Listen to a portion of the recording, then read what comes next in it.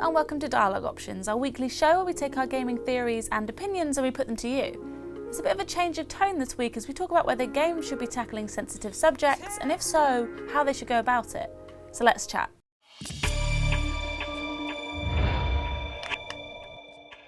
Ten minutes after loading up Sea of Solitude for the first time on my PlayStation, I turned it back off again.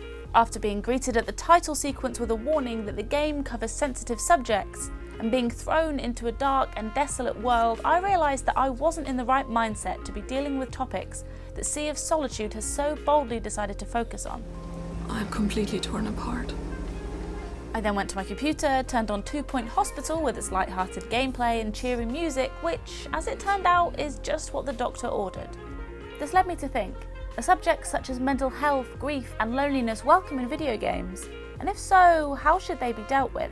Games, as with any other form of entertainment, provide a welcome escape from reality. In fact, I would argue that this is more the case with gaming than with films and television. The amount of times I've accidentally spent 5 or more hours on Sims without meaning to is testament enough. So when you get home after a long, hard day of whatever it is you do you really want to come face to face with your own worries and insecurities? It also seems that gaming requires a higher level of immersion than that of film and TV. Because of this, do they have more of a responsibility to handle topics sensitively and warn us when they're doing so? If I'm being honest, I'm playing devil's advocate so far because I personally have found several games that cover sensitive subjects to be really moving and affecting at the right time. For example, I thoroughly enjoyed the first installment of Life is Strange. However, without spoiling anything, towards the end of the game, the lead character goes through some troubling experiences, which are portrayed in a surreal and repetitive way that made me feel physically uncomfortable whilst playing. And not in an immersive, enjoyable way, I mean in a hard-to-breathe, anxiety-inducing way. Should I have known what subjects the game was going to deal with and how, I might have saved that for a time when I was feeling less vulnerable. My dad, you, and Rachel, gone. Can you put on some music now? It doesn't always need to be handled in an equally dark way though. I was lucky enough to attend Gamescom this year and was overwhelmed by the glorious selection of indies that we've got to look forward to over the next couple of years. Sitting down with the developers from games such as Spiritfarer, a game that openly tackles the subject of grief through the completion of tasks for animal characters before they pass on. I was both amazed and impressed that a game that addresses such dark issues was so bright. The characters you come across in-game are based on the real family and friends that the developers have lost over the years. Despite the surface-level cuteness and Ghibli-esque soundtrack, the game is still every bit as raw and emotional as other games of its ilk. A Night in the Woods also uses pleasing colour palettes and adorable characters as part of the recipe to address the topics such as mental health and self-confidence. But the cheery aesthetic doesn't mean that the emotional moments don't pack any less of a punch. From the neon nightmares that may experiences to the gut-wrenching heart-to-hearts that so honestly display each character's troubles and insecurities. I personally find games that are more subtle in how they go about tackling troubling subjects to be more moving, but that's just me.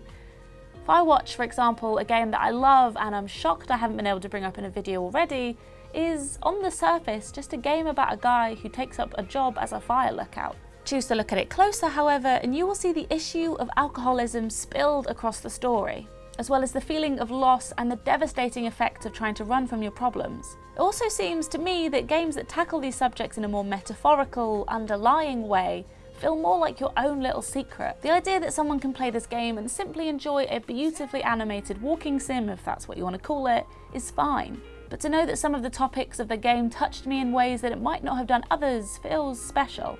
That's not to say I think we should make light of dark subjects or go easy, for lack of a better word, on difficult topics, but when you're dealing with subjects that are so sensitive, it's more important than ever not to be heavy-handed in the approach. Although I'm yet to return to Sea of Solitude, for example, I think that the pre-warning of the subjects they cover is an important thing to do and something that I really feel more games should adopt. Similarly, Hellblade: Senua's Sacrifice also pre-warns players as to the subjects the game tackles. And I feel as though we can't talk about games covering sensitive subjects without mentioning it. Hellblade's main character, Senua, experiences psychosis, and you are made to feel as if you are one of the many voices in her head as she undergoes her journey to hell. You've got to go. Why did she do that? She shouldn't have done it. She can't go back now. The game forces you as the player to overcome the voices telling you that you'll fail. They plague you as you try to solve the game's puzzles, and it leaves you with a sense of achievement that you didn't listen to them when they told you to give up. Perhaps games such as this are rightly challenging what we perceive the purpose of games to be. At the beginning of this video, I so confidently announced that games exist for escape and entertainment, but says who? To think that a game shouldn't be dark or uncomfortable or focus on depression, for example, is based on nothing other than my past experiences of games being purely for fun. But what do you think? Are there any games that have helped you through a particular part of your life? Are there any games that you couldn't finish because of how they made you feel? Let us know in the comments below, and let's try to keep it a safe space just this once. I'll see you all there, and thank you for watching.